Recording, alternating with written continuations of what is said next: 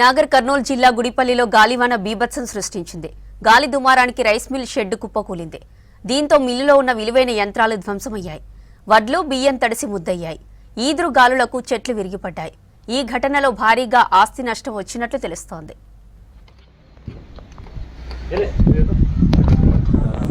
Industries Gudipalli గ్రామము, నాగర్ కర్నూలు మండలం, నాగర్ కర్నూలు జిల్లా. ఈరోజు 5:30 ఆ ప్రాంతంలో బాగా పెద్దగా ఈదురుగాలులు మరియు వానతో పెద్దగా వచ్చినవి.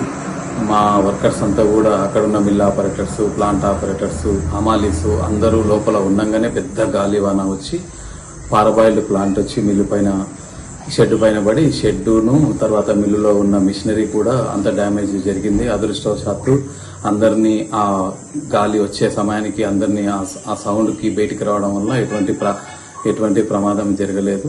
ఆస్తి నష్టం మాత్రము దాదాపుగా 8 నుంచి 10 కోట్ల వరకు ఉంటుందని మా అంచనా వేస్తుంది.